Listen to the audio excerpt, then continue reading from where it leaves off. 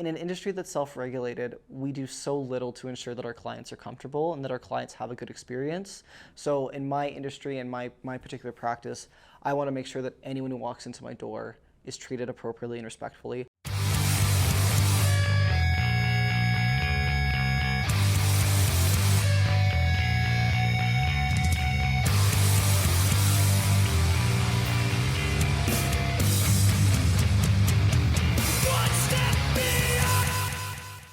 Hey everyone, welcome back to the show. Today's guest is someone that I'm super excited to talk to and to talk about their industry and what they do in it. It's something that's near and dear to my heart, but also I think the way that we can talk about it today is going to be really interesting based on the type of shop that he works at and all of the things that led to their journey. Sebastian, welcome to the show. Thank you so much. I'm very excited to be here. So for the uninitiated, for people who don't know, who are you and what do you do? My name is Sebastian Murray. I'm a tattoo artist out of Lethbridge, Alberta. I do tattoo between Lethbridge and Calgary. I am a very loud and proud transgender queer person from Southern Alberta, and I like to use a lot of my experiences into taking like an intersectional approach into my career and into my art practice. All right, let's start with what you do today, like your career, how you've built it up. I'm real interested in your thoughts on gatekeeping because I know you and Monica discussed that quite a bit. Yeah. And then as we get into the conversation, we'll talk about like growing up in I guess Lethbridge would be Southern Alberta, right? More south than here. Definitely, So yeah. more Southern Alberta. We'll talk about that, your experiences, and then how you found your path. Cool. Sounds good. All right, so tell us about your tattooing practice today. So my practice is something that I've been thinking about since I was a kid. I wanted to tattoo since I was probably like 7 or 8 years old. I don't really know where I got that into my head, but it's something I've been wanting to do since I was a kid. So a lot of my practice, I feel like I've been thinking about since I was thinking about the last 20 years. So my practice is one that I like, that encompasses my entire life, I should say. Tattooing is my life. My big things right now that I'm focusing on are trying to bring out more specific flash designs that are more incongruent to the direction I want to go. So a lot more neo-trad, a lot more full color. That being said, I genuinely enjoy tattooing anything and everything. Again, I wanted to tattoo since I was a kid, so I'm definitely one of those artists that will say no to very, very little because I just love tattooing.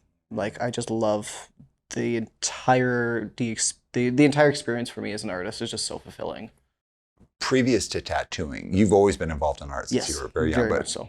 What was the transition point from doing any other kind of art to actually getting into tattooing? So getting into the industry is probably one of the hardest parts, truth be told, of the career. I would, well, maybe in the first 5 years or so, but getting into the industry because it's self-governed. So like the industry governs itself. So to get in, you have to like know the right people, talk to the right people, and just be able to network yourself appropriately. And that idea of what it means to be appropriate is so different now than what it meant to be 5, 10, 20 years ago. My thing was when I got out of art school, I bartended for a long time, just trying to save up some money, trying to build up my portfolio of drawings, and then trying to get tattooed to try to build those connections and those relationships.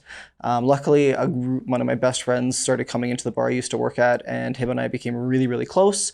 And he kind of got me into a shop that I was able to kind of weasel my way into, but it got my foot in the door, it got me some clientele, it got me some practical experience. So when other options were given to me to move to another shop that was more, I guess, congruent into the direction I wanted to go, I was able to make the leap. Yeah, ever since then, I've been on my own and just trying to hustle and yeah, just keep building my career, building my clientele, my technicality and experience. So around your style specifically, I heard a few different, like I heard neo-trad and full color. So what can you tell us about your style and how you've developed it? When I was first starting tattooing, I wanted to draw stuff to like fit the direction of the art style I wanted, whereas now I feel like I'm more interested in investing into what it means to be like a neo-trad artist specifically. So like what that means in terms of like design practices, like line weight, imagery used, color palettes, like what is the history of this particular art style and how are ways I can bring it into a more contemporary way that fits the way that I just naturally want to draw. So neo-trad obviously coming out of traditional, coming out of American traditional, stemming out of,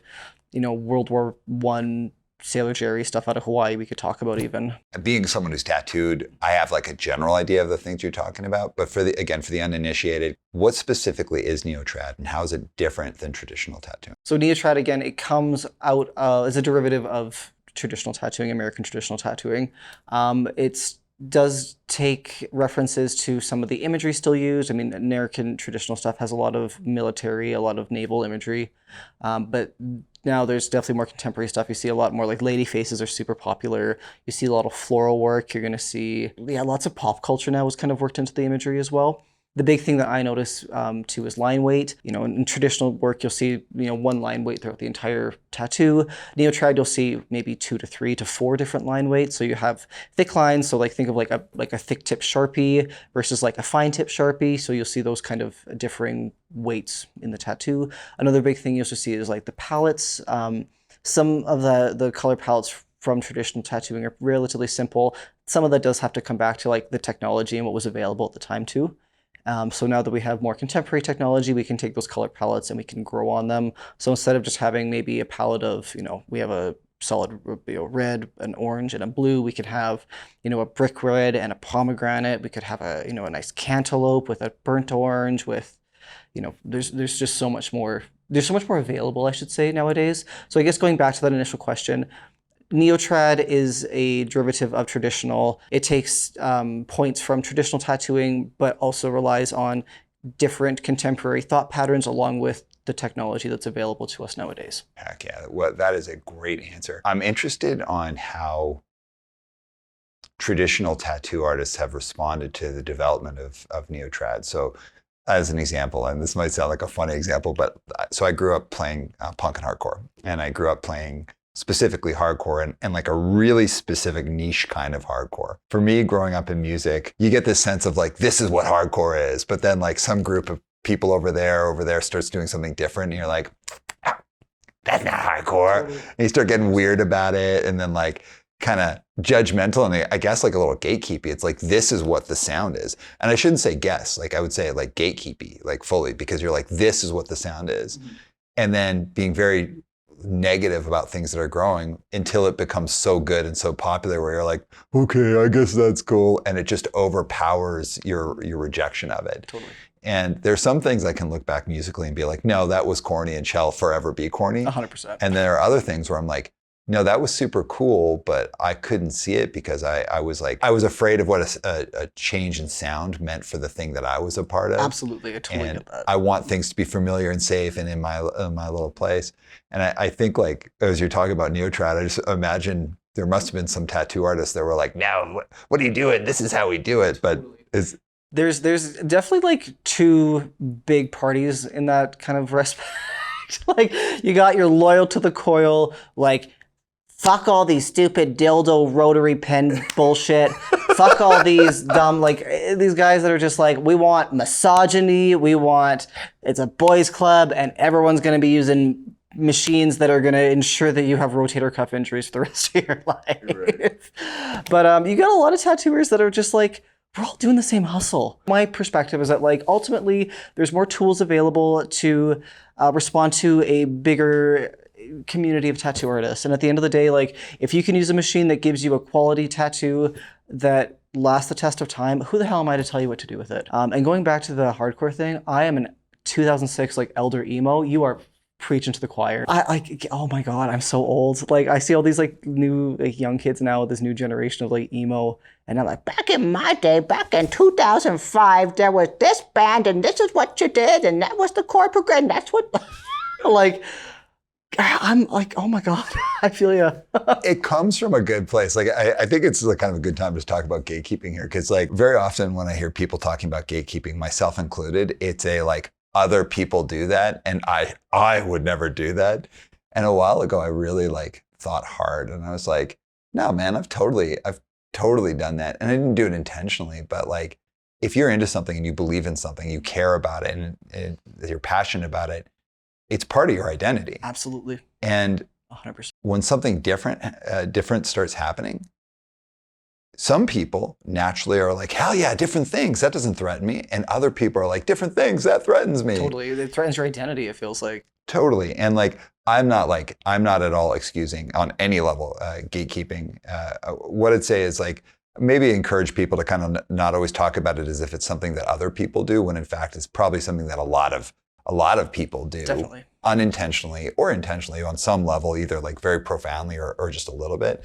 And I think the more we talk about it and kind of like talk about how like where it comes from and why it happens and like kind of laugh about it while also working through it. I think it's an overall healthy thing. In the industry that you're in, though, it is very well known for gatekeeping. It is. So what can you tell us It about is almost paramount to the industry. And I say that because tattooing is a self-governed industry. So in a lot of ways, like, I know I'm not trying to promote gatekeeping, but like I do think in some ways like there are gates that are meant to be closed for certain people for certain reasons. That being said, those reasons are reasons that I feel like should be across the board. Like things like if you have poor bloodborne pathogen education, if you have really poor customer service skills that are going to maybe be derived from bigotry, so your clients are going to be treated not the way that they deserve to. Like certain things like that that are point blank toxicity to the industry. Yeah, I think some of that that can be gatekept. But we're not going to gatekeep people from tattooing because they're women or because they're people of color or because they have maybe different disabilities or just different things about them that are not necessarily typical to the rest of the population. Tattooing at the end of the day is like one of the most human practices I think we can do as humans. We all have skin. It's our biggest organ. And it's been something we've been changing for millennia at this point. So like gates to be kept closed should be closed to a very small subset of people that shouldn't be in the industry in the first place. The bigger issue that we're dealing now in contemporary kind of tattoo culture is that those old school boys club gates, they need to be eradicated and they should have never been put up in the first place. Yeah, gatekeeping in the tattoo industry, it's I don't know, it's different. It's just got a different relationship, I feel like, to other kind of industries just because there's no government intervention. Yeah, well, that self-governing piece is super interesting. So like when I worked as a therapist, it is highly regulated. Well, actually, when I started specifically in addiction and mental health, it was not like regulated. It was like the Wild West. Like Really?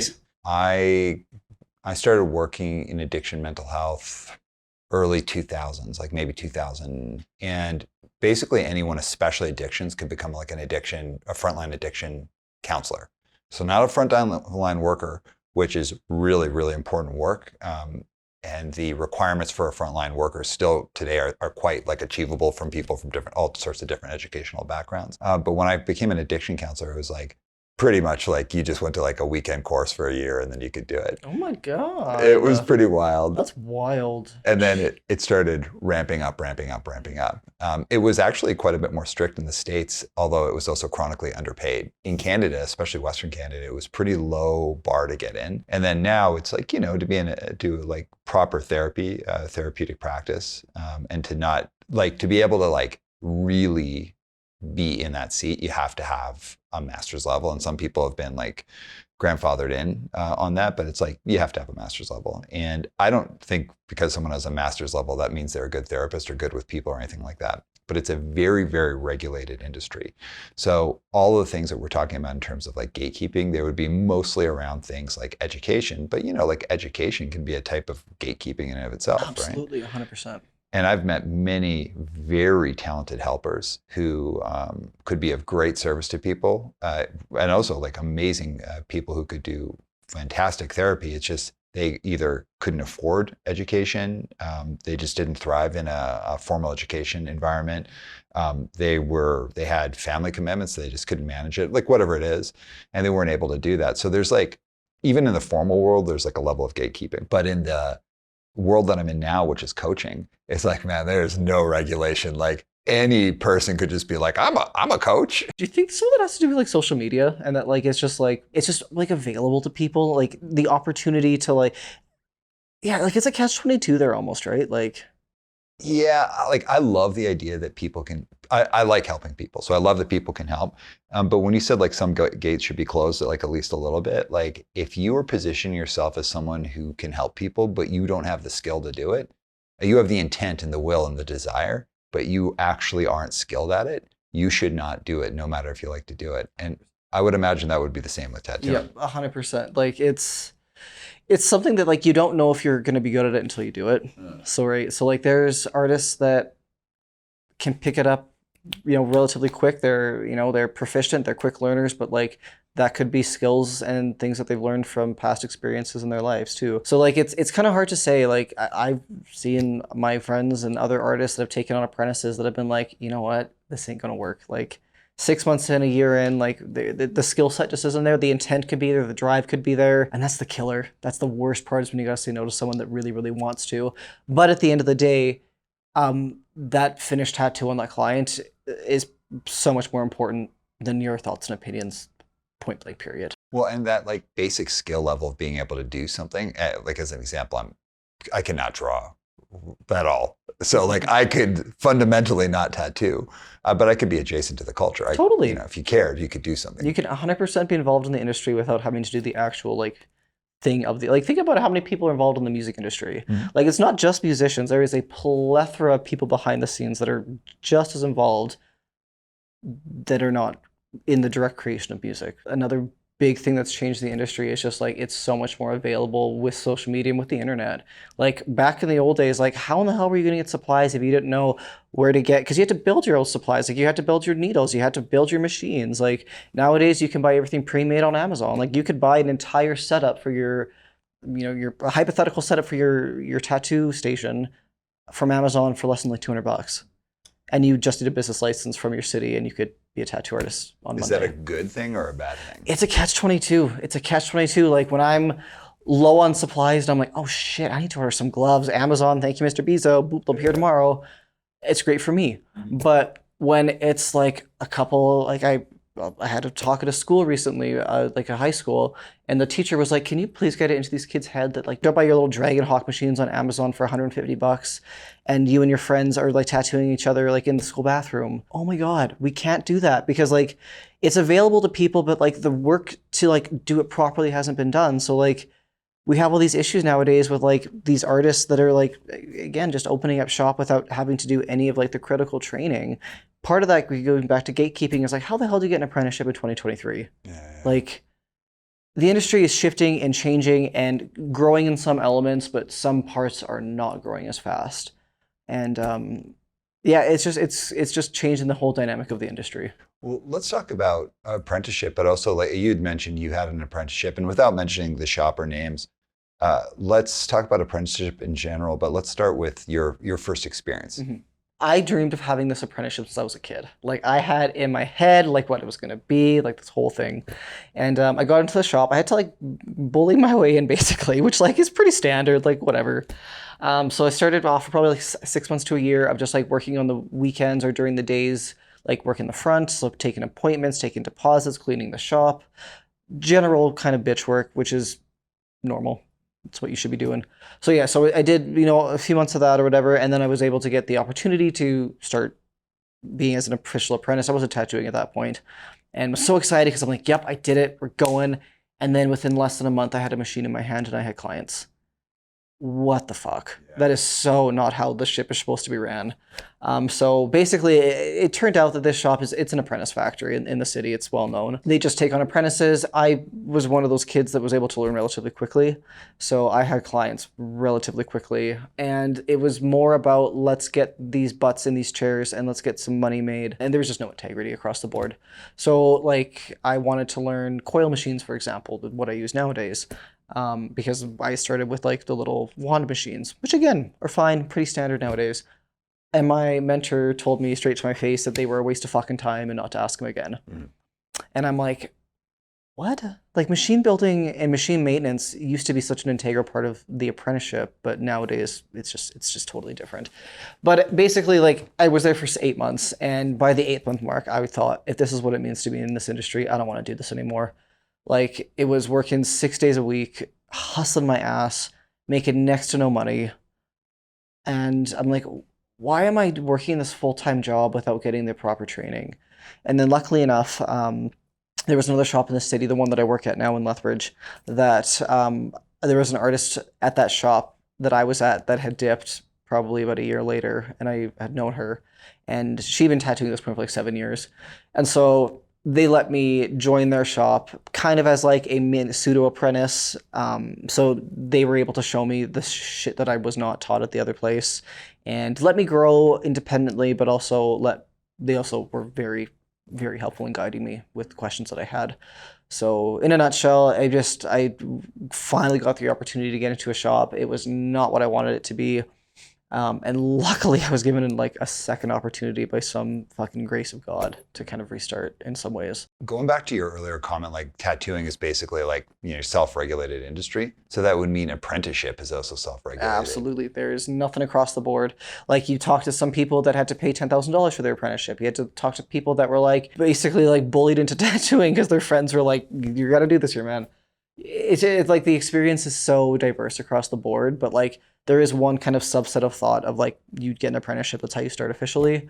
Because nowadays you see things like tattoo schools and tattoo classes, which are like causing such a fucking headache in the industry.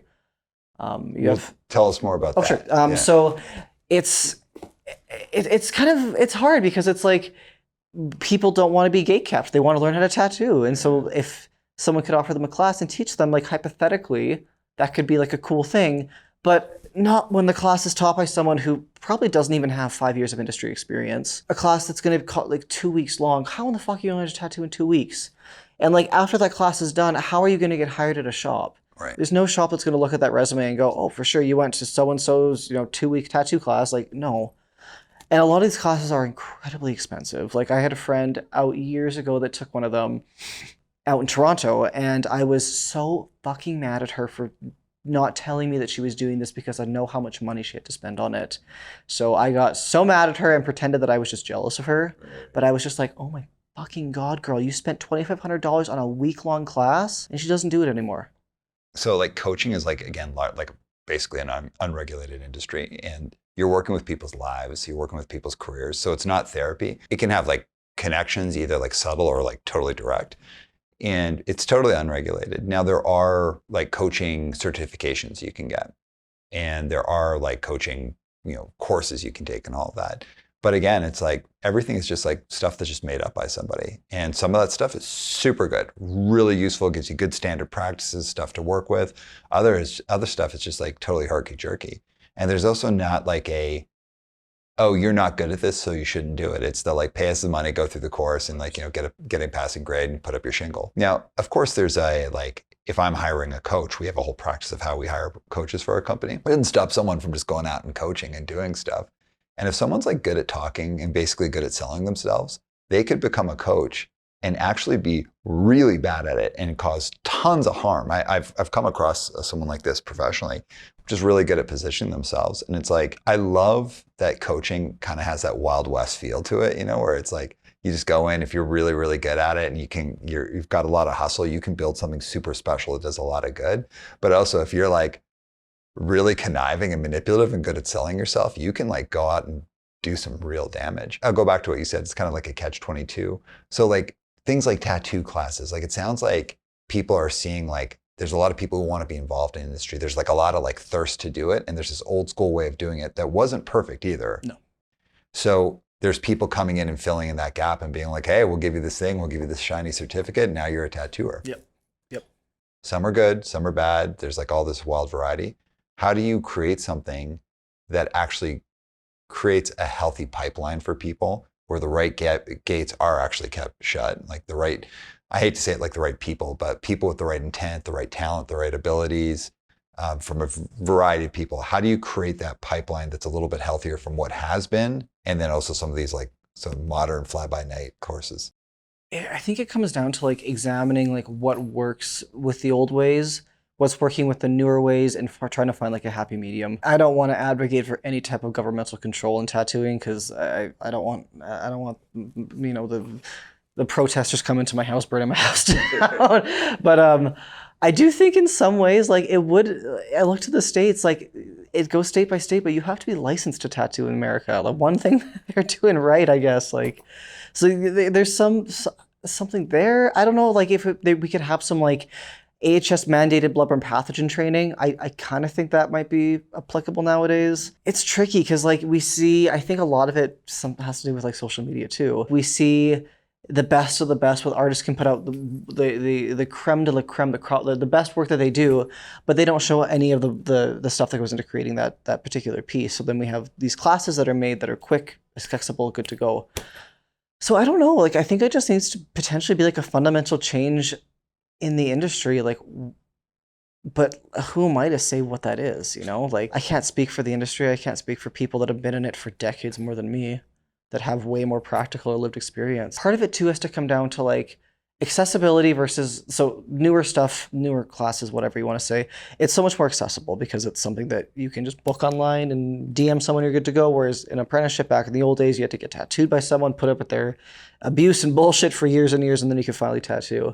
So like maybe it's making it accessible and taking down the certain gates from the old way. So like back in the old days, if you were a woman, you're gonna have to try twice as fucking hard. If you were a person of color, you're gonna have to try 4,000 times as hard. If you were a queer person, good fucking luck. I don't know. I think we just need to have like more intersectionality when it comes to like our ideas of who and who cannot tattoo.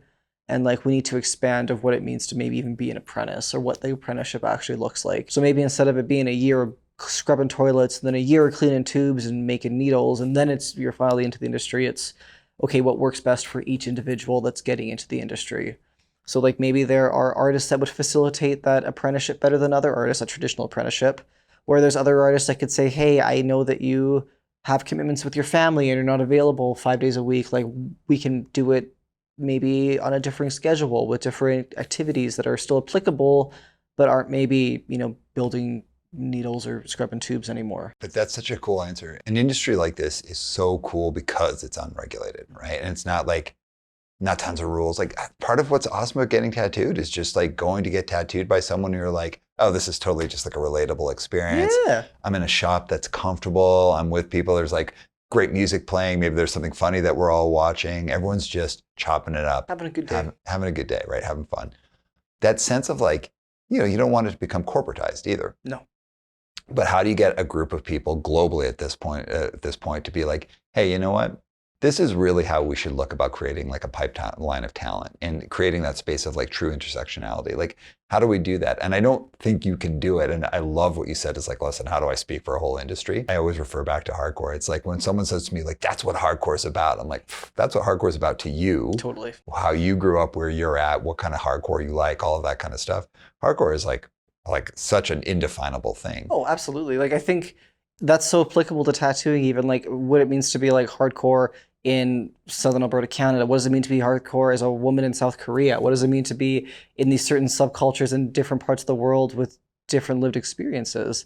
And I think that's super applicable to tattooing. Like I think in North America, we have such a Western like idea of what it means to like be in tattooing, and we are the antithesis of what it means to be in this industry. And it's like we don't fucking know shit. Like we don't know goddamn nothing comparatively if we're talking historically here as well. Yeah, I think in tattooing the best thing we can do is like acknowledge that and go back to like we're all doing the same hustle. We all at the end of the day want to create beautiful artwork that our clients love, that will continue our legacy for longer than we ever can.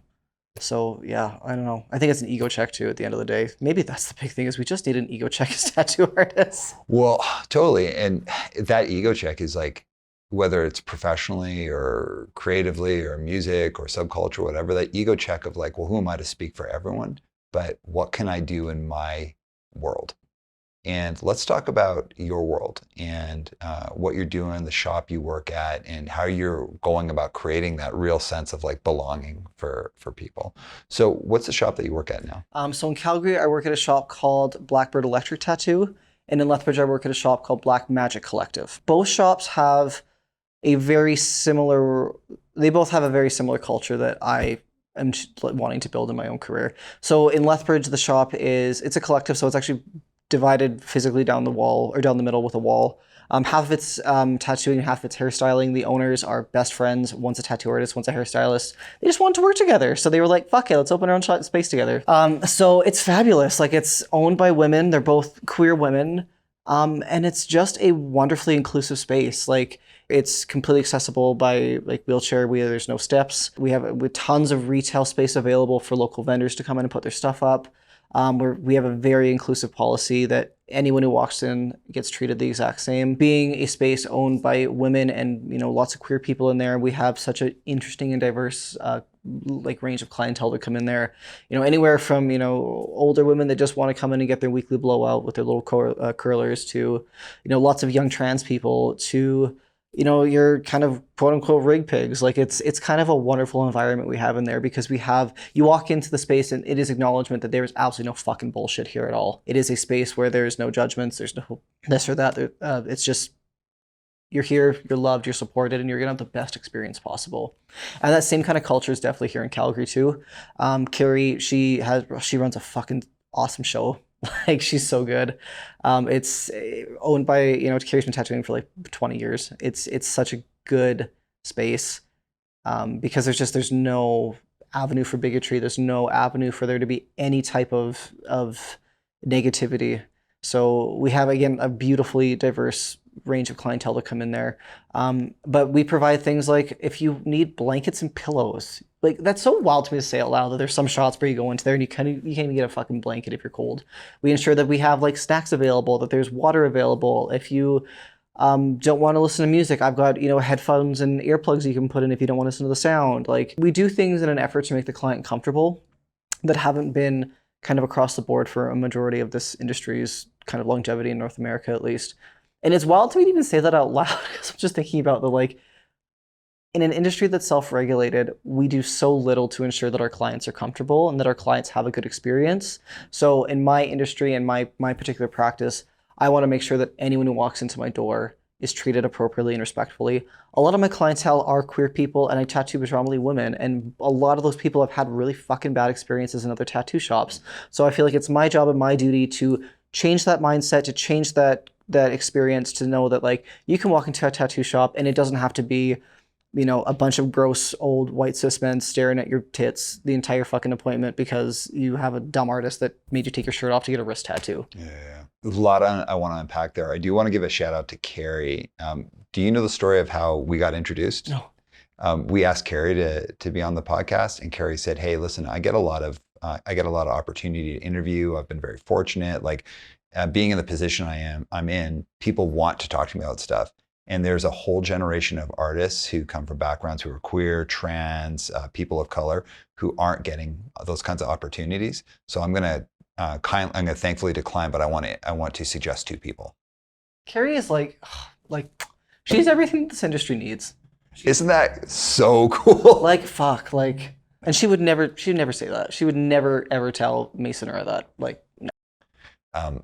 It stood out to me so much because there's like that when someone asks you to speak on anything, like you spoke at a high school recently. Totally, yep. It feels good. Yeah, you're being validated. You're like, someone else wants to hear my opinion. You're taking that feel good moment where you're like, and it's like, it's good to feel good, and it's great if you're being identified as someone who's got something to say, but to be able to be like, hey, that feels good, thank you, and let's give other people a platform so they can share their ideas, they can inspire people, they can do those things.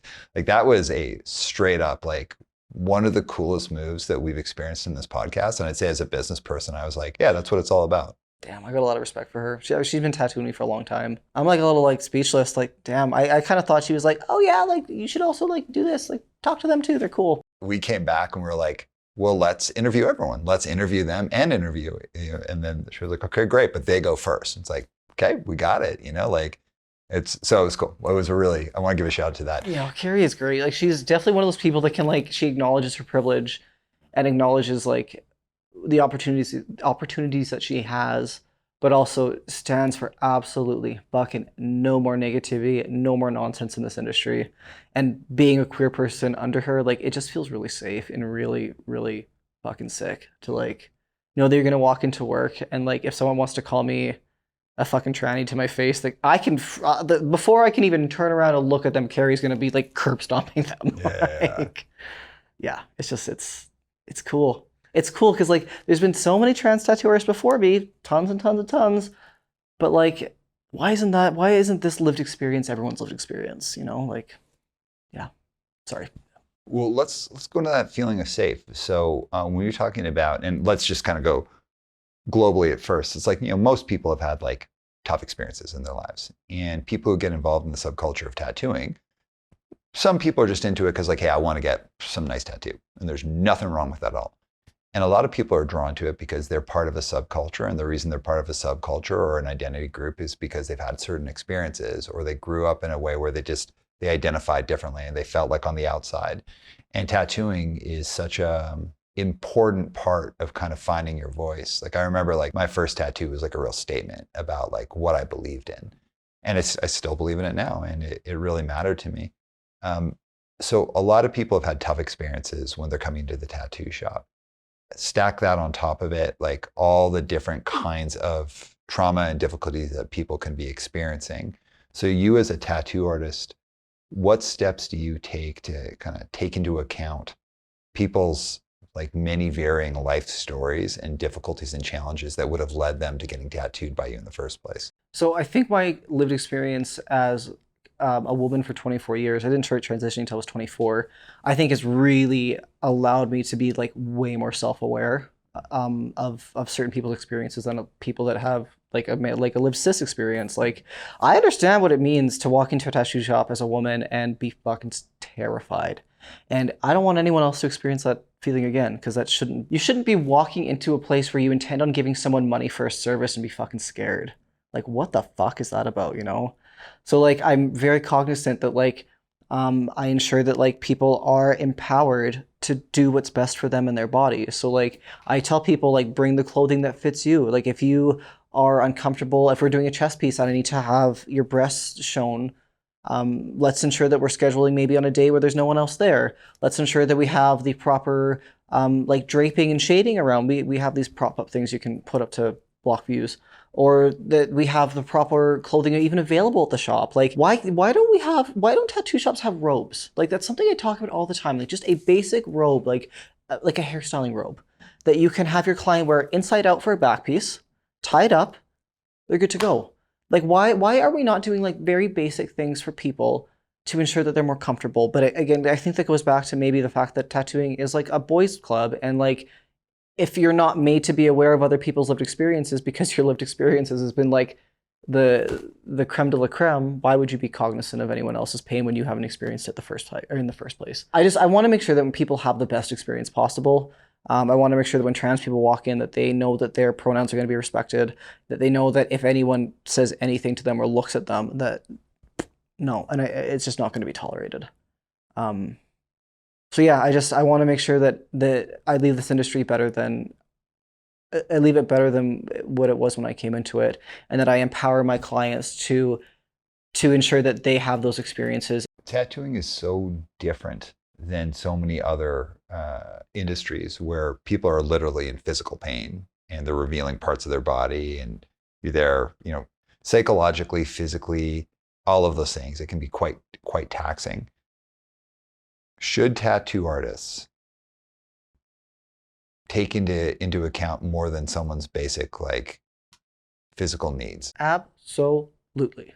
110%. There's a self-inflicted wound being done that is beyond just the actual pain of like what's going on in their skin. Like it's a mental thing, it's an emotional thing, it's an all-encompassing experience. So we need to, as artists, acknowledge that like there's more to it than just us holding that machine to the skin and, you know, putting that ink into the skin. Like we need to understand that like there are people that have like, for example, I've got lots of autistic clients that are like very sensitive to noise and certain sounds. We have female clients that are like very triggered and uncomfortable being in certain spaces with certain people. And as tattoo artists and as just service providers in general, like we need to be more cognizant and aware of that and like take accountability and responsibility for that. We can't like continue doing what we're doing like in the past in certain ways and then have the rest of the industry speed up and grow.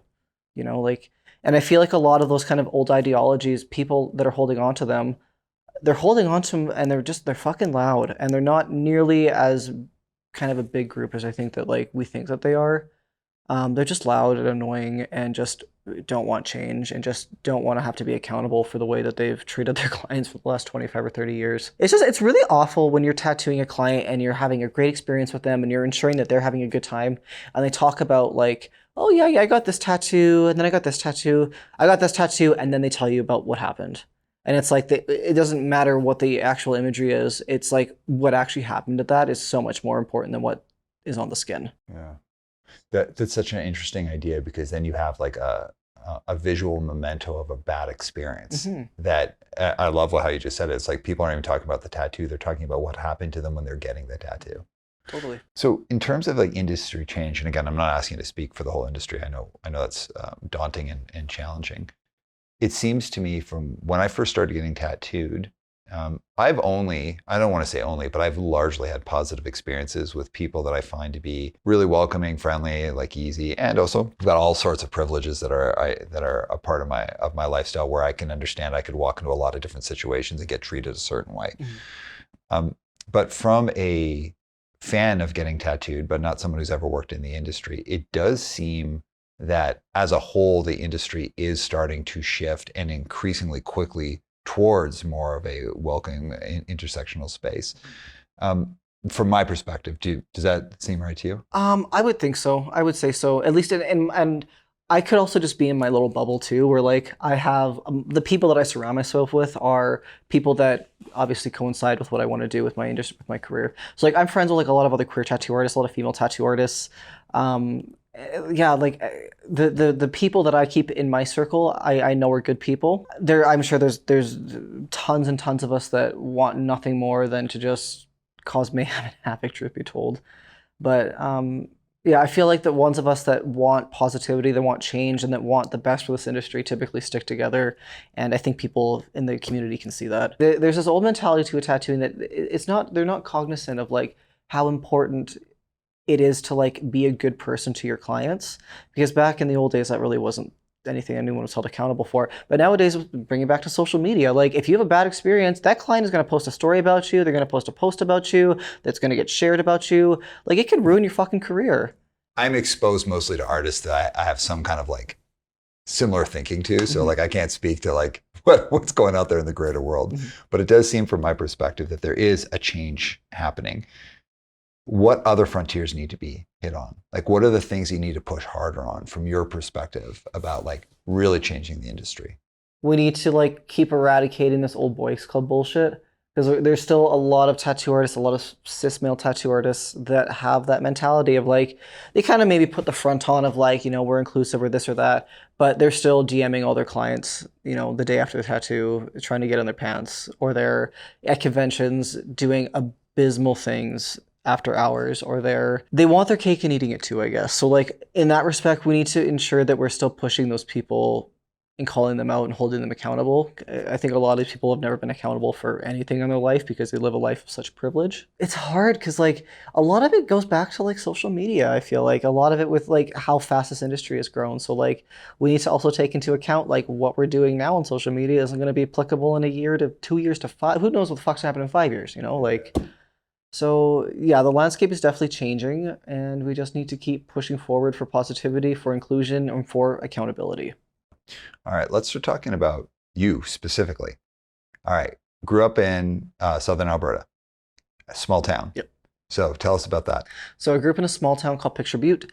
It's about 1,700 people growing up there. There might be like 1,900 now, maybe. But so big boom. Big boom. No, Cowtown. It's definitely Feel Out Alley around there. I come from an agricultural background as well. My dad's a dryland farmer. Yeah, grew up in the small town. I don't understand, but I had a really good childhood experience. I am a weird, like, emo kid listening to music as soon as I could. Had, I was interested in like different subcultures and different types of pop culture, but I never got bullied. I never got made fun of. I got along with like everyone at my school. I got good grades. Maybe I was just very unremarkable for the most part, and people just kind of ignored me. But I had a good experience. You're like the first person who's ever said that. Like, I don't know. Like maybe that's how people took me, and I'm like, whatever. I made sure that I like had very few self-esteem issues as an adult. Like I don't know. I just never. There was only bullying that went on at our school, but like why wasn't I the target of it? But yeah, like I grew up. Yeah, so I had a good high school experience. I like was kind of a boring kid. Like I worked all the time at a local gas station. I like played some sports as a kid. I was drawing all the time though. Like if I wasn't working, I was up in my room drawing, listening to the Black Parade on repeat. So yeah, like I just kept to myself and did my thing. And then when I wanted to go to university, I went to the University of Lethbridge because they have a really, really good art program. Their studio art program is really, really fabulous. So I went there, and that was that was so critical to becoming the person that I am nowadays. I met so many people. My core group of friends are all friends I met in university. The networking advantages that it gave me. I mean, my university experience was across the board really, really great as well. So yeah, I went to art school, did the art school thing, got out, worked for around 5 years or so, and then was finally able to get into the industry and build my career, and it'll be 3 years in July. When Monica did the pre-interview with you, I saw something that made me laugh so hard. So first, let's start with like the beginning though. So when did you first get introduced into anything about tattoos or tattoo culture? So I remember this like it was yesterday. It was 2005. I had went to HMV and I bought this CD. It was called Life on the Murder Scene, and it was My Chemical Romance's like DVD diary of like their last album. Yeah. And I remember watching it, and the vocalist Gerard Way, he was the first person I ever heard talk about going to art school and talk about queer culture, because he's like, I used to go to art school in drag because it was really funny, and I still think that particular DVD and that band are so critical to the person I am today. So like I remember watching that. It was like maybe like an hour and a half long. So him talking about art school, queer drag culture, and then the guitarist Frank Aero talked about tattooing, because he was like this little shithead, and he was like, I got a scorpion on my throat the second we started the band, so I could not get a normal job. And I was like, I'm fucking doing that too. And within about 6 months of tattooing, I got my entire throat blasted. My mama was not happy, but yeah, and that's yeah. So My Chemical Romance and that DVD diary, I guess, is really what got me into it. I think as a kid, like the reason that I've always been so empowered and have never really tolerated any bullshit was that like as a kid, like I got to watch like my idols like tell me that what I wanted to do was right and was valid. So yeah, just finding supports, I guess, via music that are integral to me is growing my interest in kind of figuring out what the fuck I was as an adult. Yeah, and that's one of those things that I see a lot on the show, and I hope people hear, whether you're into punk or not into punk or emo or hardcore or whatever it is. It's like the power of just a bunch of people getting together who can barely play their instruments. Hardly play their instruments, creating something, even if it's just a local demo. You do not know how that's going to change so many people's lives. Just community as a whole, like finding a group of other fucking nerds that just you jive with, like it can be just integral to like becoming the person that you want to be. Music is going back to music, it's so interesting, like how vital music is to like so many different subsects of our life and how influential it is. Like I remember like my first CD I ever listened to was my older sister. She gave me Yellow Card's Ocean Avenue. And that was the first CD I ever I think I still have it, actually, truth be told. And like sitting on my bed and like listening and like going through the album artwork and like following the lyrics on the little album artwork. Like, yeah, back in the old days. Wow. Okay. Bringing it back to tattooing though, because we could nerd out on music. Bring it back to tattooing though.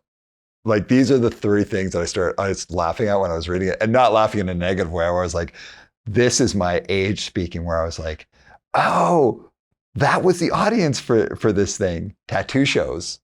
So that was like a big gateway for you, right? Totally, yeah. Oh my God. Like I remember watching Miami Ink and seeing Kat Von D, which like we could talk about that, but seeing her and like, holy shit, like, because back then it was pre-transition, right? Like seeing a tattooed woman and being like, holy shit, like these guys I have in my ear telling me that what I want to do is cool, and now I'm seeing it on TV. Like the power of representation. Yeah. And now, I mean, it's so different nowadays, but like that was so big in seeing like, okay, my parents might be telling me that like this is dumb and stupid, but like that's not lying to me, you know? Which of the tattoo shows was your favorite? Which was the most impactful? Oh, LA Ink. The dumb Kat Von D show. Her making that high voltage tattoo shop, like she was really, really influential to me as a kid. Like just seeing like an empowered female tattoo artist. I think my opinion of her has obviously changed since then, but that was really, really big. That was actually really, really big, seeing someone on television who looked like me. We were both very tall, had long dark hair, you know, this or that. Yeah. I love the show. So I watched Miami Ink, and for me, I was already getting tattooed at that point. So it's like when I say who's the audience, I'm like, I didn't even think what the audience would be like for a younger generation. I loved Miami Ink. I was like, It's so bad, but so good. well, there's people with like hardcore connections in there. So I was always like, that's so cool. That guy's in there. That guy's friends with Hatebreed. Like I'd just be like, I loved it. You know, everything's got to have a storyline. So I'd be like, oh the storyline. It's yeah, it's wild. Like I remember on LA Ink, like My Chemical Romance guitarist Frank Iero, he got tattooed, and the whole story, like at one point she's late and he's like stalking their like back room with sodas and helping the front girl with appointments. I'm like, what the hell? What the fuck is this going on in here with this television shit? But yeah, thinking back, I haven't thought about that for years now, but like how influential that was, maybe more on me than I'm even cognizantly aware of as a kid. It was like I think it was totally cool. Shout out to Dan Smith.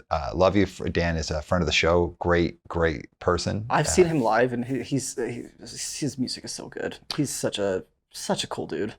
Dan is wonderful. Wife Scully's wonderful. That whole crew of people down there runs a great shop. Great bands. Is he still? Is it The Dear and Departed? Is he still? Or is that? No, he's doing a band called Sharp Shock now, and they are sick. Really good. Shout out to Dan. But those shows were a huge thing for you. So you've got, you get the shows, you're seeing those, you've got My Chemical Romance. Tell us about writing the essay to your parents. So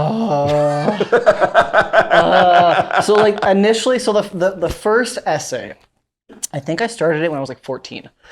Because I wanted to get, it first started with a piercing, because I was like, well, let's start off with piercings, because like before we get into the tattoo, because I already knew that my parents were like, it was not going to be a thing. Like these are conservative parents. My dad has never left a small town, you know, like, so I wrote them the first essay was I think it was like a 2 or 3 page essay on getting an industrial piercing, which is like a cartilage piercing. It's like 2 and there's a bar thing. Now, did they ask you to write an essay, or were you like, I did, no, I'm going to do it because like, no, I'm going to do it because they're going to be like, you don't know. I know exactly what I'm talking about. Like, I'm not going to go into this without being completely backed up. So like, this was a young person who's like, I want this to happen, but I know if I just go and talk to them about it, it's going to become a battle. So instead, I'm going to do my research, put together like essentially like my business plan. Yeah, I remember like when I got my first tattoo, like same kind of thing. Did I have to write an essay for that one? I don't know. I probably did. The piercing one I remember because I remember going on Google and like finding clip art and putting it into like the Word document so they had like a visual reference for the stupid piercing. How did they respond to the essay? Like, did they know it was incoming? I think my parents were kind of like, what the fuck? What the fuck? And now we talk about it nowadays and like, Christ almighty, you were a fucking weird kid. And I'm like, it hasn't changed. Like, I've always known what I've wanted. I've always been empowered by something. And like, I'm not embarrassed in any way, shape, or form with what I want to do. So I think I think initially as a kid, they're kind of like, okay, whatever. But now they're kind of like, oh, okay. Now seeing what you've done with the rest of your life, like, okay, it makes sense that like, you would go out of your way to ensure that like what you're getting into, you know 110% what you're doing. So you sold them on the idea of the piercing. Definitely, yep. Was it based on the power of the essay and a conversation about it, or were there multiple conversations? I think it was multiple conversations, and I think they got to the point where they're like, this kid's gonna do it anyway, because they're getting to an age that they can do whatever they want to do, and we can continually fight them, or we can just kind of put our hands up. And I got my first tattoo when I was 17. It was a bass clef on my hip. It's been very much covered up at this point. But I remember walking in there, my mom signed the paperwork, and she was out. She was done. Before she dotted that I, she was like, 10 feet out the door. I remember I got a couple of those tattoos, and then I got my first half sleeve, which is this like Apollo and Daphne Greek statue thing. And I remember like I got it done at a convention, so I sat in a shitty little chair for like 8 hours with my arm all contorted. I got home really late, like probably 1 o'clock in the morning from the convention. And the next morning I showed her, and I was like fully prepared to be like, okay, I'm moving out, because I was like just turned 18, like maybe was like 6 months into it. And I was like, hey, I'm gonna have to move out. I already looked at a few apartments, this or that or whatever. I showed my mom, and she was a little like taken aback, and then she was like, that's really, really nice. I can't really give you shit for that. I'm like, I did it. So just between like getting higher quality tattoos, like picking artists that I felt like could do. And I think too, like just being in like knowing so much about tattooing as a kid, like I was able to kind of pick out like who is half decent, who is not half decent with my limited kind of range of experience. So yeah, I think just like going in, knowing what I wanted, and then actually following through and doing it, they're kind of like, oh, this kid actually means they're talking the way they're walking. So, and that's followed me into like my adulthood nowadays. Like my parents know that if I say I'm going to do something, it's going to get done. Yeah. So from a young age, you were like pretty much focused on I'm into something, I'm all the way into it, but I'm going to research it, learn about it, and I'm going to do it, but I want to do it in a way that you're feeling brought along and I'm informing about it. Definitely. So when we think about like as you've grown older and you've said earlier on like you're very, very loud and proud about being a trans queer male, what was the transition like from both your own story about it and also like bringing your parents along? It was really interesting. I feel like my experience across the board should be the experience across the board. Like I sat my parents down, sat my whole family down, aside from my one sister, and I just was upfront with them. I was like, this is the way I feel. Like, and as a kid, like I was a really big tomboy too when I was in elementary school. Like I definitely have been a little eccentric across the board. And I remember initially my mom was kind of upset. She was kind of like taken aback. My dad, good old conservative Bruce, was just sitting in his chair like, look at him. What do you expect? Like, I just knew in that moment, like, okay, we're gonna be okay. It'll be cool. And like there nowadays it's a non-issue by any stretch. Like it's all good. Like it's a non-issue. My dad occasionally will get my pronouns wrong, but it's like he calls my sister my brother's name half the time. So like, you know, it's never like malicious. It's never anything like that. There's still like a lot of learning we have to do as a family, but for the most part, like my parents have been very accepting. My mom came with me when I had top surgery because I had to fly to Mississauga, and she like took care of me for like 2 or 3 weeks after. Like yeah, like my experience has been pretty good for the most part. I love what you said about how your experience should be the experience. That if people are going to transition, that it should be like, oh yeah, cool, okay, like let's talk about it, and then like let's figure it out. Let's figure out the best path. But it's not, and it's not for many people, and many people have a range of experiences. And I'd be interested in your perspective in two ways. As a trans queer man, what are the things that we should be doing from a societal level to be really thinking about like, hey, how do we continue to normalize this and make this a more comfortable experience for people? And also from being someone within an industry that has got a lot of beautiful tradition and also some challenging tradition, how do we make that more approachable and accepting for people of all different kinds of backgrounds?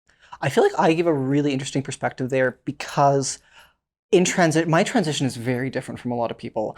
Like I went from being a woman to now being a 6 foot tall cis-passing white guy. The amount of privilege I've gained in my transition is very different because a lot of people transition and they lose privilege. They become this judged character in society, and I walk into a men's changing room and people move around me, you know, and that's not common. That's not common. So I like to take that, my lived experience as a woman, but also this experience as a man, and acknowledging those privileges. I think a lot of it has to come with like us as individuals, like asking ourselves, like if we have like discomfort surrounding trans people, for example, like where does that discomfort stem from? Is it from a feeling of insecurity? Is it a feeling of societal pressure? Is it a feeling from systemic, like where is it coming from? And like acknowledging that and trying to like unlearn why we feel that way. Because at the end of the day, trans people have been here for as long as any other type of person has been here, and we will continue to be here. We are ethereal. We have an incredibly like diverse like life experience. Like we're fucking cool. So like the best thing I think that we can do as a society is to acknowledge and try to unlearn these feelings that we have, because like, for example, kids don't grow up to be transphobic if they haven't been taught to be transphobic, you know? So if we can try to unlearn these kind of issues that we have and just continually doing what we're doing, like calling out bigotry, trying to change the way that we like intellectualize certain things and ideas, like trying to unlearn ideas of like heteronormativity, trying to acknowledge that like we have certain privileges that other people don't. And just by giving other people privileges, we're not taking away any of our own. Like, I think a lot of that comes down to people thinking that like by diversifying and expanding inclusion, that they're going to lose some of those privileges that they haven't really acknowledged before. But like in all way, shape, or form, that just ensures that everyone can do what everyone else should be able to do. So like, yeah, just unlearning, acknowledging where those feelings come from, and just being honest with yourself. Like, if you're uncomfortable with a trans person beside you, why? Why? Like statistically, I'm not going to do anything to you. Like statistically, you are much more likely to do something to me. You know? You'd said something earlier on that I was something I never even thought about, and it's an interesting thing to consider. You'd mentioned that most people, when they transition, lose privilege. In your case, you gain privilege. Definitely, 100%. Like I've always been like tall. Like I'm about 6 feet tall. I'm white. But now that I'm like presenting as male, like I don't people don't fuck with me. People don't fuck with me, and I can go up and talk to someone who looks like me, talks like me, sounds like me, has no lived experience similar to me, and they respect me to the point where they can be fucking scared of me. Like I've had it many times where like even like walking up to a group of women who maybe get uncomfortable or kind of cower, and I have to say to myself like, oh shit, like they're afraid of you not because of you, but because of what kind of the rest of the world has kind of done to them over their entire lives. So yeah, it's very interesting. My lived experience is kind of weird, but it's also provided me with like a lot of safety in Southern Alberta too, truth be told. Like being cis passing and being tall, like I can walk into a men's washroom and I don't have any issues for the most part. That being said, that doesn't mean that I don't have to like manage my behavior in certain ways to ensure that I'm safe, because just looking this way doesn't always verify that I'm going to be safe. It's also kind of sad that I even have to acknowledge that this provides me safety in the first place. I think that says more about society than it does about me as a trans person. It's just like, being someone who's just had like none of these experiences, the idea of like, oh, you literally have experienced when you have transitioned into your true identity, that you're like, oh, I actually have a lot more privilege now. It's like for someone like who's got my life experience, it's like, oh, that makes so much sense. But also it's like, I would literally never have considered that before. Is that something you've had to manage? Yeah, it's because talking with other trans people too, like in their lived experiences, like I have a lot of trans feminine friends, and like listening to them like talk about like they have to like hold their piss for like 10 hours a day sometimes because it's just not safe for them to use a public washroom, or like that they need to they can't shop in public because if they're even perceived as male and they're shopping in women's clothing, someone's going to say something to them, or that like they can't date for the fear that like they'll be fucking killed. Like the life expectancy of a black trans woman in the United States in 2022 is less than 36 years old. Like what the ever living fuck are we doing as a society that's even something that should even be uttered? Like it's just nuts. So like it's weird because like you have to acknowledge it and like accept it, but like it fucking sucks seeing other people in your community that should have the exact same experience that you, and they're not getting that experience, and they'll never have that experience, and it's not their fault in any way, shape, or form. It's just the way that the fucking world is, and it's bullshit. Yeah. Well, the way the world is, I've been thinking about that a lot lately. I'm not like a religious person, so like, and no knock on anyone who is. I have no qualms if people are religious.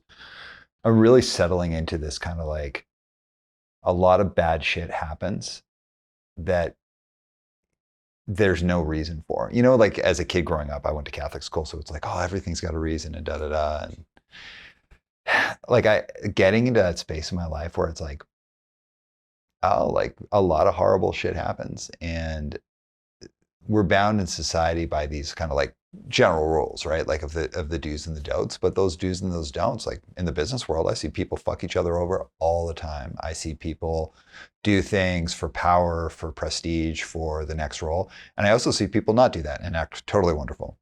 But those ideas, like often when I hear things about like, let's say company culture, and people are like, we want to be psychologically safe and have a psychologically safe culture. One of the things I say as a coach working with businesses, I was like, hey, you shouldn't say that. And it's not that you shouldn't say that because that's a wonderful thing to have and that you should aspire to have that.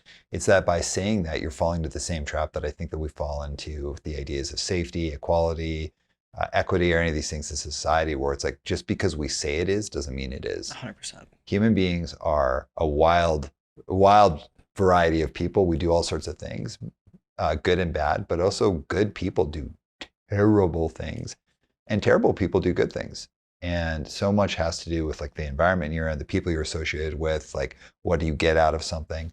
So I've been thinking a lot about the like, fuck, stuff just happens, man. It's totally wild. And So going back to that psychological safety thing, what I've encouraged companies to be thinking about is to not say we're going to be a psychologically safe workspace, period, like stamp. Because how can you promise that when you have a revolving group of people coming in and out of a workplace? They all have different backgrounds. What I encourage people to say is we aspire to be a psychologically safe place more often than not. So like if we think of like from a scorecard, let's say from a starting point, we're going to aspire to be psychologically safe minimum 70% of the time. And that's like a hard B. But then the 30% we're not. We're not saying that's okay, but we anticipate things are going to happen in the world. People are going to do things. But in that 30%, we have the skills to identify that something's happened. We have the network and communication that people can tell us when something's happened and they feel safe. And then we have the ability to quickly act to rectify things. And so we can't promise things will be psychologically safe 100% of the time, but we can start at 70% of the time. And in that 30% where things can happen, we're going to know it, we're going to notice it, we're going to be told about it, and we're going to act very, very quickly. And if businesses, and I'd say kind of like largely in society, if we could get into that mindset, then it's not 70-30, then it's maybe 75-25, maybe it's 80-20, then the scorecard goes up. I worry when people speak about absolutes, like we are going to be this or we're going to be that, because there's so much of like a free pass then that's like, oh, well, when we're not that, it's because that one person over there is like not good. It's like, well, that one person you caught that one time is a problem, but they're not the problem. And it's not weeding people out. It's about saying like, how good are we at being good and decent? And that's hard. It's hard to be a good and decent person. Totally. Absolutely. Like the diversity of man is like probably our best and worst quality, 100%. So yeah, and I'm right there with you. Like I really don't fuck with toxic positivity or whatever. Like there's nuances in life that we don't have control over. There's subjectivity. There's so many things that we don't have control over that like there's nothing wrong. Maybe people just get afraid that they have to acknowledge that in the first place, that like there's things that we don't have control over in this world and in our own lives and lived experiences. But if we can acknowledge that and put certain safety nets and practices in place, we can ensure that like we minimize that. And that, like you said, like if it happens, we have like the proper structures and stuff put in place to ensure that we can rectify whatever happens. Like it's the idea of like begging for forgiveness is easier than asking for permission. Let's like just do what you need to do. Be honest with yourself, I guess. That honesty with the self, like kind of growing up in punk and hardcore, and then also having been a therapist, I had this like, I'm a good person, you know, and like I would see things through the scope of like, I'm a good person, so therefore everything I do is good, which means anytime I was doing something shitty, I was like, well, it's for a good reason. And the reason I would bring myself up here as a conversation piece is like I try not to talk too much about other people, like in terms of this is what other people are like, this is what I know I'm like. And when I think about things that make me scared or uncomfortable, change in society or change in the way I view things, so much of it comes down to like, I'm not a good person just because I say I'm a good person. And I'm not a good person because of what my job is or what I put in my body or any of those things. From my perspective, I'm a good person because I wrestle deeply with the things that make me afraid and nervous and uncomfortable and that I shy away from. And that I really try to do my best as I can, but also when I fuck up, as I inevitably will, that I can catch myself and kind of rectify and make amends. And if it's hard for one person, like from a societal level, like that's a wild ass ride. Absolutely. I'm right there with you. Like I have these conversations with my parents all the time. Like we're obviously like the generational difference is big. Like they're in their mid 60s and I don't know. I feel like I have this huge issue with like emotional maturity with them and just this ability for like that generation to like acknowledge, and I can't talk about the whole generation, I should say, but like they're just an inability to acknowledge that like shitty shit happens and like you don't have to be afraid of it. And I always ask myself, is this just like the shoot shovel shut up generation? Is this like the don't ask don't tell generation, that we won't acknowledge our feelings, we won't work through our feelings because we don't have the ability or the time to deal with our feelings, you know, being their parents coming from war times and whatnot. And now we have a generation that does have the time to experience those feelings and work through those feelings. And growing up, my parents were always like, they were very much like, do you, empowering you, fuck other people, do what's going to be best for you. And now that we're doing that, and those people are now our employers, for example, or our parents, they're going, whoa, you can do that, but not when it makes me uncomfortable. Yeah. So like, yeah, it's very interesting. Well, I love what you just said about the generational struggle too, because like, you know, like I mean, I've heard this said about like the generation that I'm part of. It's like, well, there were no wars that there were no Great Depressions, there were no this or that. So like your generation, you kind of just like figure out whatever you wanted to do. And it was almost this like, well, of course you can have these struggles because you don't have like real struggles like war or poverty or this or that.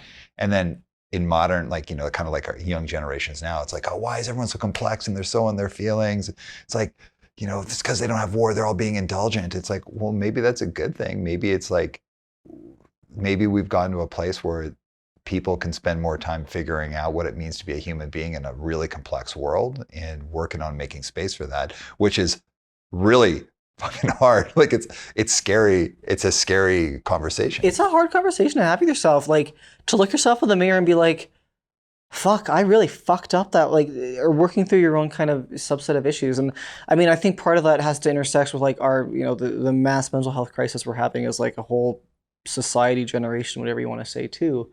Like we have the time to like unpack and explore these complex issues where our parents didn't. Like I know my parents definitely didn't. Like listening to the way that they grew up, like my dad, he got shipped out to boarding school in Victoria when he was a kid and got the fucking shit kicked out of him daily, emotionally, physically, and mentally. Because boys will be boys.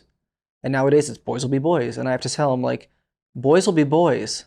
Like boys don't cry, but men fucking do. Like we don't shy away from that shit anymore. Like there's nothing masculine, there's nothing more inherently manly compressing those feelings and not working through them.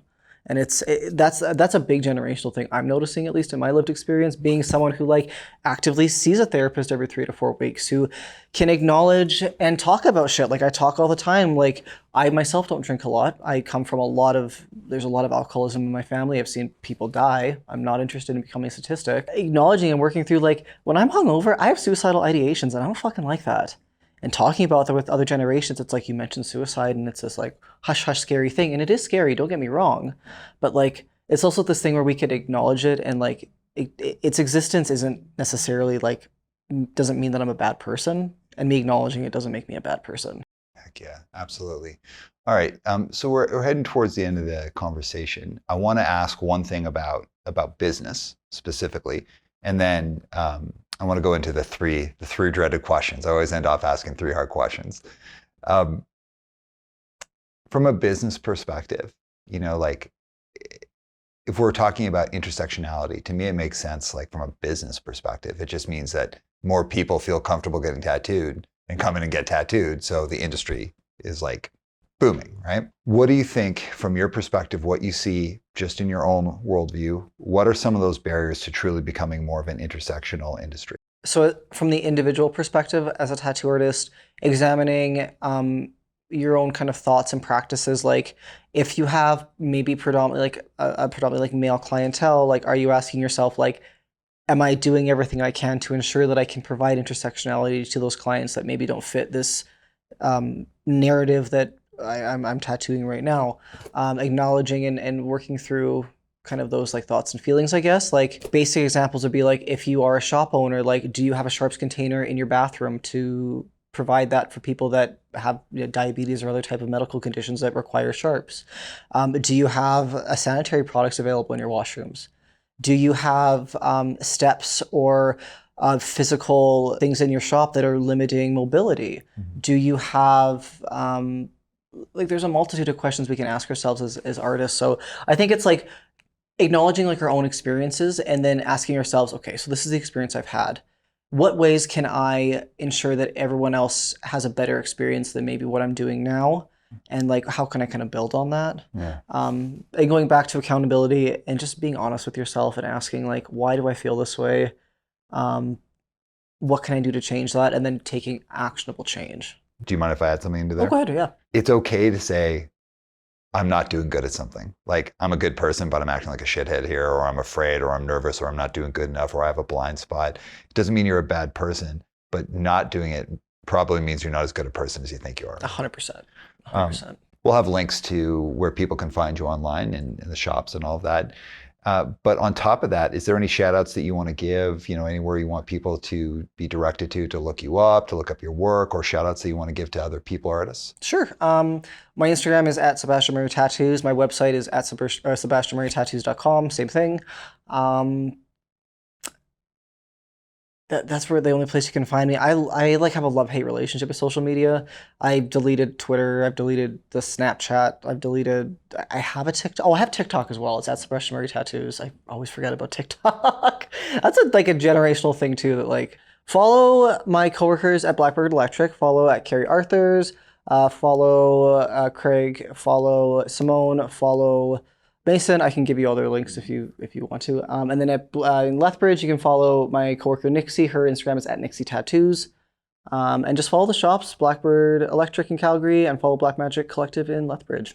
Awesome. Beautiful. All right, you ready for the grimy 3? Yes. Okay. Now, I want you to know, no one will hold you to this. You can change this answer after this, but for this podcast today, how you're feeling. What are the top 3 all-time greatest? There's nothing better than these 3 emo LPs of your era. I'm going to say number 1 has to be like the Black Parade, like point blank. It's my generation's rock opera, It's so good. It was so influential on me. Yeah, definitely the Black Parade. Another record I really, really like, The Used in Love and Death. That was like hugely influential on me. I can't believe as like a kid, I'm like singing about like injecting fucking heroin into my veins. But like, is that not like the like emo hardcore punk experience should be told as a kid? Like, And then I'm gonna say Fall Out Boy Infinity on High. We'll say that's something a little more positive, something a little more kind than The Use of My Chemical Romance. But I'd say those 3 records for me at least. I'm gonna say for now those are my answers. I might change them now that I'm thinking. Because I'm like, oh my God, that's so boring and so generic. Those are great answers. You hammered them out quicker than most people do. All right, let's go to the second question. Okay, so I grew up in Calgary, so in my mind, this is Southern Alberta, but you grew up in Southern Alberta. If you had to pick which one is cooler and why, but you had to pick, you can't be like they're both totally cool. If you had to pick which one is cooler, which one and why? Honestly, at this point, I'd say Calgary. I like Lethbridge has positivities. Don't get me wrong. It had a great university experience. It has a great queer community as well. It's got a great tattoo community. But Calgary just feels more inclusive. It just feels more homey to me. I've always been like a city kid too, versus like a small town kid. And it just feels like there's more accessibility here. There's more stuff for me to do here in my lived experience with my interests and whatnot. Yeah, it's just nice. Like when I live in Lethbridge, my front door leads onto like literally onto a field. So like it's nice that like I can like look around here and I don't have any of that. It's just like for me, it's like this is such a different experience what I grew up with, and it's like this is what I always wanted to grow up with as a kid, but like I was never gonna get that experience. But yeah, I love Calgary. I genuinely do really like the city. Heck yeah. All right, last question. In your journey as a tattoo artist, what's one thing that you've learned about yourself that you were surprised to learn and really liked? Like you were like, I really felt good that I've learned this about myself and I didn't know it before I started this journey. Just how how fucking right I was as a kid that this is all I ever wanted to do. Like getting into this, I'm like, oh my God, like this is it. This is all I want to do. And I was right. And every person who told me as a kid, like, you're going to grow out of that, fuck you. No, I didn't. And no, I'm not. Awesome. That is a perfect place to end. Any last words? Thank you so much for giving me the opportunity to speak, and thank you to everyone listening. Yeah, this was fabulous. Thank you so much. I appreciate it. Awesome. All right, everyone. We will see you in the outro, and definitely in the comments. Let us know how you felt about this new studio setup. I felt good. How'd you feel? This is good. This is comfy. It's chill. Good. I kind of like the rotating seats as well. You kind of get a little. Yeah. I know, it's good. Yeah, it was good. I'm a little undecided, but this felt good. Especially like for the long-legged folks, it's kind of nice. You can just kind of like, Good point. All right, everyone. We'll see you in the outro. And Mike, drop the beat.